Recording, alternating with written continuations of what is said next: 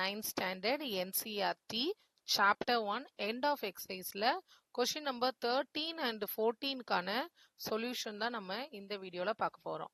So question number 13ல என்ன கொடுத்திருக்காங்க அப்படின்னா the midpoints of the sides of a triangle ABC are the points D, E and F. So ஒரு triangle கொடுத்திருக்காங்க question number 13. நம்ம கிட்ட இருக்கிறது இது வந்து given ஒரு triangle இருக்கு. அந்த ட்ரையாங்கிளோட கார்னர் இந்த ட்ரையாங்கிளை வந்து என்ன நேம் பண்ணியிருக்காங்க ஏபிசி நேம் பண்ணியிருக்காங்க.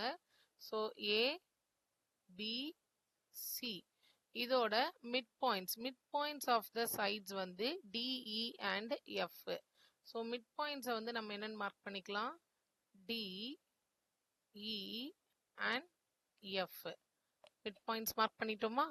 இப்போ நெக்ஸ்ட் என்ன கொடுத்திருக்காங்கன்னா given the coordinates of DE and F. DE and F கொடுத்துட்டாங்க. நம்ம என்ன கண்டுபிடிக்கணும் A, B and C கண்டுபிடிக்கணும். ஸோ DEF நம்ம மார்க் பண்ண போறோம் 5,1 இது given. ஸோ 5,1 அடுத்தது 6,5 6,5 and F ஓட பாயிண்ட் 0,3. ABC நமக்கு தெரியாதுல்ல, தெரியாதனால நம்ம என்ன பண்ண போறோம் அதை இது x1 x2 and first point A ஓட பாயிண்ட் x1 x2ன்னு எடுத்துக்கிறோம். இப்போ B ஓட point x1 okay x1 y1 இங்க x2 y2 இங்க இங்க x3 y3. ஸோ 3 அன்னோன் கோஆர்டினேட்ஸும் இப்போ இருக்கு. இப்போ எனக்கு தேவை ஏபிசியோட value. It means x1 x2 x3 y1 y2 y3 இந்த 3 வேல்யூவும் நம்ம கண்டுபிடிக்க போறோம். ஸோ ஃபர்ஸ்ட் மிட் பாயிண்டோட ஃபார்முலா எழுதிக்கலாம். மிட் பாயிண்டோட formula general formula x1 plus x2 divided by 2 comma y1 plus y2 divided by 2. இது நம்மளோட மிட் பாயிண்ட்கான ஃபார்முலா. இங்க ஃபர்ஸ்ட் லைன் ஏபியை எடுத்துக்கிறோம். லைன் ஏ அண்ட் பியை மட்டும் எடுக்கும்போது இப்போ எனக்கு ஏவும் தெரியாது பியும் தெரியாது, பட் மிட் பாயிண்ட் எனக்கு தெரியும். ஸோ அப்போ நான் லைன் ஏபிக்கு மிட் பாயிண்ட் என்னது 5,1. பட் அந்த ரெண்டு வேல்யூ ஏ அண்ட் பி தெரியாதுல்ல, அதை நம்ம x1 x2 எப்படி எழுதுவோம் x1 plus x2 divided by 2 comma y1 plus y2 divided by 2. இப்போ இங்க நான் அதை கம்பேர் பண்ண போறேன். கம்பேர் பண்றது எப்படி கம்பேர் பண்ணுவோம், இதை எக்ஸோட கம்பேர் பண்ணணும். So x1 plus x2 by 2 equal to 5. Cross multiply பண்ணா x1 plus x2 equal to 5 into 2 10. இது ஈக்குவேஷன் 1. இதே மாதிரி அடுத்தது y1 plus y2 by 2 equal to 1 yக்கு கோஆர்டினேட் பண்ணும்போது. So y1 plus y2 equal to 2 into 1 2. இது equation 2. So இங்க இருந்து எனக்கு ரெண்டு ஈக்குவேஷன் கிடைச்சிருக்கு. ஆனா இதுல எதுவுமே நம்மளால கண்டுபிடிக்க முடியல, எல்லாம் வேற வேற வேரியபிள். அதே மாதிரி இப்போ பிசின்ற லைன் எடுத்துட்டு வர போறோம். So for line BC, line பிசிக்கு மிட் பாயிண்ட் வந்து எஃப் கொடுத்துட்டாங்க 0,3. அப்ப அந்த ரெண்டு பி அண்ட் சி எடுத்து மிட் பாயிண்ட் எழுதுனா எப்படி எழுதுவோம் x2 plus x3 divided by 2 comma y2 plus y3 divided by 2. இப்போ இங்கேயும் நம்ம அதே மாதிரியே கம்பேர் பண்ணிக்கலாமா? ஸோ கம்பேர் பண்ணா என்ன வரும் நமக்கு x2 plus x3 by 2 equal to 0. அப்போ x2 plus x3 equal to 0. இது ஈக்குவேஷன் நம்பர் 3. அதே மாதிரி y2 plus y3 divided by 2 equal to அதோட கம்பேர் பண்ணும்போது 3ன்னு இருக்குங்க நமக்கு mid point. So y2 plus y3 equal to 6. இப்போ இது ஈக்குவேஷன் 4. இதை வச்சு நம்மளால ஒன்றும் பண்ண முடியாது. இப்போ நம்ம கிட்ட மொத்தம் 4 equation with all unknown variables இருக்கு. அண்ட் இன்னும் ஒரு லைன் இருக்கு, அந்த லைனையும் ஃப்ரேம் பண்ணிக்கலாம் A and C. So line AC, line AC எடுக்கும்போது அதோட மிட் பாயிண்ட் 6,5. ஸோ 6,5 அதோட லைன் வேல்யூ, லைனோட கோஆர்டினேட் ரெண்டு பக்கம் இருக்கிறது x1 x3. ஸோ இங்க எப்படி எழுதணும் x1 plus x3 divided by 2. அந்த ரெண்டு கோஆர்டினேட் ஏக்கும் சிக்குமான கோஆர்டினேட் எடுத்து மிட் பாயிண்ட் எழுதுறோம். And similarly y1 plus y3 by 2. இப்போ நான் கம்பேர் பண்ணா x1 plus x3 by 2 equal to 6. Cross multiply பண்ணும்போது x1 plus x3 equal to 12. Equation 5. இதே மாதிரி y1 plus y3 by 2 equal to 5. Cross multiply பண்ணா y1 plus y3 equal to 10. Equation 6.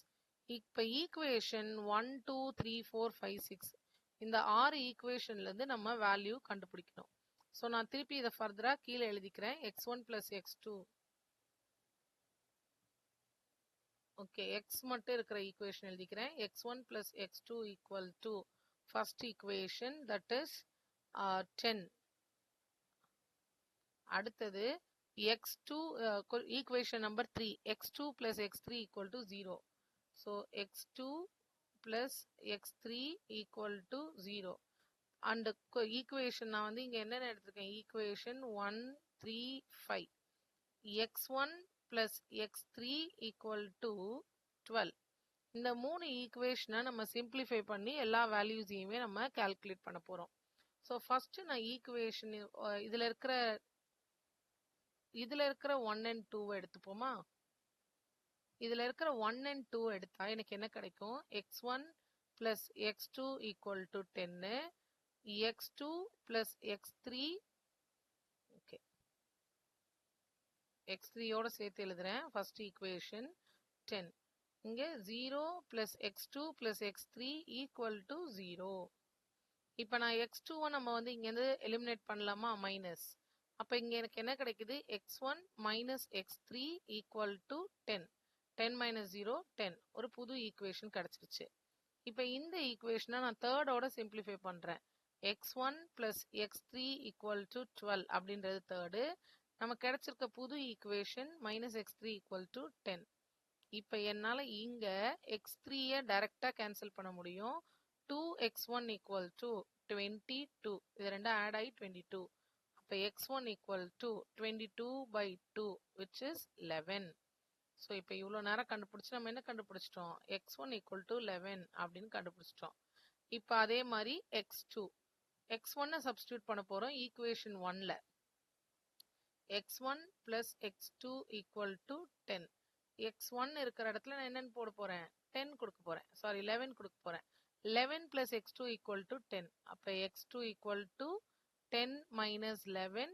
So x2 equal to minus 1. x2 கிடைச்சிருச்சா. இப்ப x3. x3க்கு நம்ம third equation எடுத்துக்கலாம். x1 plus x3 equal to third ஈக்குவேஷன்ல 12. Okay, என்னோட x1 value நம்ம கண்டுபிடிச்சிருக்கோம் which is 11 plus x3 equal to 12. அப்ப x3 equal to 12 minus 11. இப்ப x3 ஓட வேல்யூ 1.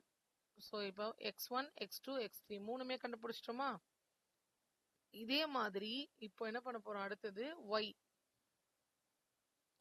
ஸோ ஃப்ரம் 2 4 6 நம்ம செகண்ட் ஈக்குவேஷன் என்ன கொடுத்துருக்காங்க, y1 plus y2 equal to 2. So y1 plus y2 equal to 2. அடுத்தது y2 plus y3 equal to 6. Same method தான் apply பண்ண போறோம். y1 plus y3 equal to 10.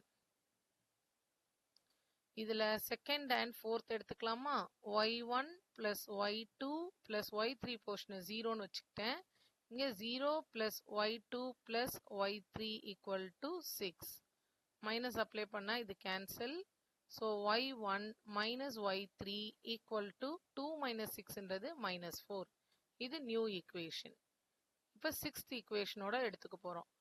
y1 plus y3 equal to 10. y1 minus y3 equal to minus 4. இது cancel ஆயிரும். 2y1 equal to 6. அப்ப இங்கேருந்து எனக்கு என்ன தெரியுது, y1 equal to 3. 6 by 2 it's 3. இப்போ இதே யூஸ் பண்ணி ஈக்குவேஷன் 2ல கொண்டு போய் சப்ஸ்டியூட் பண்ண போறோம். y1 plus y2 equal to 2. y1 ஓட value 3. 3 plus y2 equal to 2. அப்போ y2 equal to 2 minus 3. y2 ஓட வேல்யூ -1. And அடுத்த ஈக்குவேஷன்ல சப்ஸ்டிட்யூட் பண்ணுவோமா? y1 plus y3, that is 6th equation. y1 plus y3 equal to 10. y1 ஓட value 3 அப்படின்னு நமக்கு தெரியும். So 3 plus y3 equal to 10. இப்போ y3 equal to 10 minus 3, that is 7. இப்போ நமக்கு ABC இந்த 3 கோஆர்டினேட்டரும் நமக்கு கிடைச்சிருச்சு. ஸோ கோஆர்டினேட் A ஓட வேல்யூ என்னவா இருக்கும் நமக்கு? 11,3. B ஓட வேல்யூ -1, -1. C ஓட வேல்யூ 1,7. ABC 3 கோஆர்டினேட்ஸும் நம்ம கண்டுபிடிச்சிட்டோம். Okay, next question number 14. Question number 14ல என்ன கொடுத்திருக்காங்க? A city has two main roads which cross each other at the center of the city. So ஒரு சிட்டி இமேஜின் பண்ணிக்கோங்க. அந்த சிட்டி வந்து நமக்கு என்ன ஆகுதுன்னா சென்டர்ல ரெண்டுமே இன்டர்செக்ட் ஆகுது, கிராஸ் பண்றாங்க. இந்த ரெண்டு ரோட்ஸும் எப்படி இருக்குன்னா, roads are along north south. first road வந்து north south direction, second road east west directionல இருக்கு. And all the other streets of the city run parallel to these roads and are 200 meter apart. ஒரு ரோடுக்கும் இன்னொரு ரோடுக்குமான distance 200 metre. இது எல்லாமே parallel-ஆ இருக்கு road. There are 10 streets in each direction. directionல 10 streets இருக்கு. So இதுக்கு நான் ஒரு graph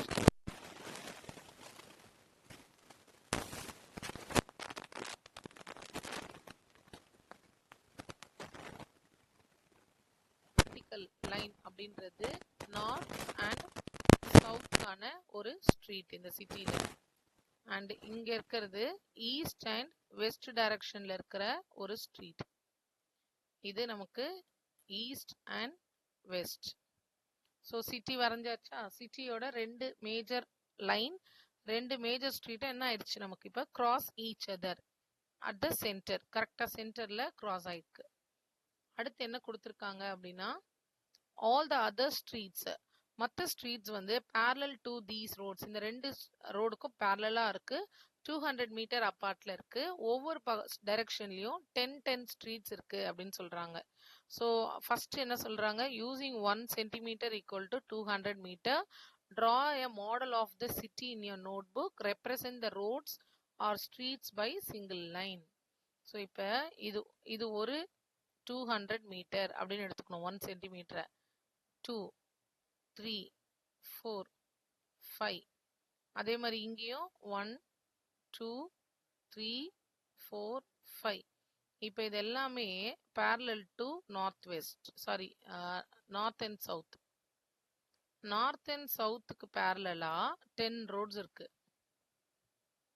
எல்லாமே ஈக்குவல் டிஸ்டன்ஸ், தட் இஸ் 200 மீட்டர்ல இருக்கு. நம்ம 1 சென்டிமீட்டர் 200 மீட்டர்னு வச்சுட்டோம். மெயின் ஸ்ட்ரீட்ஸ் மாதிரி இத்தனை இருக்கு. ஸோ நம்மள ரஃப் நோட்ல போட சொல்லியிருக்காங்க. ஆனா நான் வந்து ஒரு ஈக்குவல் டிஸ்டன்ஸ்க்காக கிராஃப் ஷீட் எடுத்திருக்கேன்.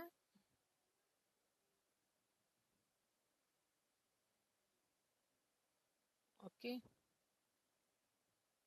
சரி, இது முடிஞ்சிருச்சா? இப்ப இதே மாதிரியே அடுத்தது என்ன சொல்லியிருக்காங்க அப்படின்னா, எல்லா டைரக்ஷன்லயுமே 10 ஸ்ட்ரீட்ஸ் இன் ஈச் டைரக்ஷன். அப்படின்னா நார்த் சவுத்லயும் 10 ஸ்ட்ரீட்ஸ் இருக்கும், அப்ப ஈஸ்ட் வெஸ்ட்லயும் 10 ஸ்ட்ரீட்ஸ் இருக்கும். ஸோ ஈஸ்ட் வெஸ்டுக்கான 10 streets. So street number 1, street number ஈக்குவலா இருக்கிறதுனால மேல ஒரு 5 ஸ்ட்ரீட்ஸ், கீழே ஒரு 5 ஸ்ட்ரீட்ஸ் போடுறோம். 4 and 5. அதே மாதிரி இங்கேயும் 1, 2, 3, 4 and 5. இப்போ நம்ம கொஸ்டின் என்னன்னு பார்ப்போமா? வரைஞ்சாச்சு. ஃபர்ஸ்ட் வந்து முடிச்சிட்டோம். Using 1 centimetre equal to 200 metre அப்படின்னு யூஸ் பண்ணி ஒரு மாடல் சிட்டி வரைய சொல்லியாச்சு, வரைஞ்சாச்சு. There are street intersections in the model. Each street intersection is formed by 2 streets. one running in the north-south direction and another in east-west direction. Each street intersection is referred to in the following manner. If the second street running in the north-south crossing, இது வந்து நம்ம இப்போ ஒவ்வொரு கிராசிங்க்கும் refer பண்ணணும். So மொத்தம் எத்தனை crossing இருக்கு அப்படின்னா, ஸோ இங்க இன்ட்ராக்ஷனை எப்படி ரெஃபர் பண்றாங்க அப்படின்னா, if the second street running in the NS direction and the fifth street in east west direction meet at some crossing, ஏதோ ஒரு கிராசிங்ல மீட் பண்ணுது. அப்ப அதை எப்படி சொல்லுவாங்க அப்படின்னா 2,5 அப்படின்னு சொல்றாங்க. இப்ப அந்த மெத்தடை தான் நம்ம இங்க யூஸ் பண்ண போறோம். இங்க ஏற்கனவே நான் மார்க் பண்ணியிருக்கேன். ஸோ செகண்ட் ஸ்ட்ரீட் நார்த், இது வந்து நார்த்து சவுத்து, நார்த் சவுத்துல செகண்ட் ஸ்ட்ரீட் அப்படின்னா இந்த லைனை ரெஃபர் பண்றாங்க. அண்ட் ஈஸ்ட் வெஸ்ட்ல இருக்கிற ஃபிஃப்த் ஸ்ட்ரீட்னா இந்த ரெட் லைன்ல இருக்கிற இந்த லைனை ரெஃபர் பண்றாங்க.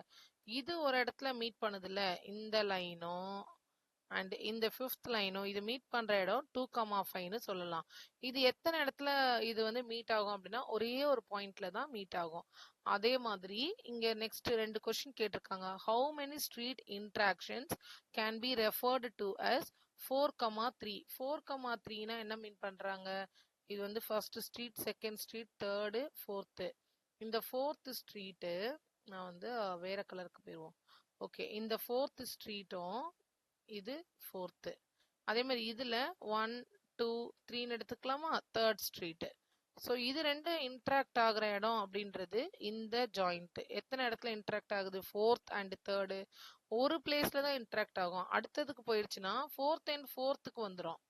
அதுக்கு அடுத்து போனா ஃபோர்த் அண்ட் ஃபிஃப்த் ஸ்ட்ரீட்டுக்கு வந்துடும். ஸோ 4 and 3ன்றது ஒரே ஒரு இடத்துல தான் இன்ட்ராக்ட் பண்ணும். அதே மாதிரி நெக்ஸ்ட் 3,4 தேர்ட் ஒன்ல இந்த தேர்டு ஸ்ட்ரீட்ல நார்த் சவுத்ல தேர்டு அண்ட் ஈஸ்ட் வெஸ்ட்ல ஃபோர்த்து. அதுவும் இந்த ஒரு இடத்துல தான் ரெண்டும் சேர்ந்து இன்ட்ராக்ட் பண்ணும். ஸோ இந்த மாதிரி எந்த 2 கன்வென்ஷன் எடுத்தாலும் ஒரே ஒரு இடத்துல மட்டும்தான் அது ரெண்டும் இன்ட்ராக்ட் பண்ணும். So the answer how many streets அப்படின்னு கேட்டதுக்கு ஆன்சர் வந்து only one street interactions can be referred to 4,3. Second ஒனுக்கும் அதான் ஆன்சர். Only one street. எத்தனை எடுத்தாலும் ஒரு தடவை மட்டும்தான் அது இன்ட்ராக்ட் பண்ற மாதிரி இருக்கும்.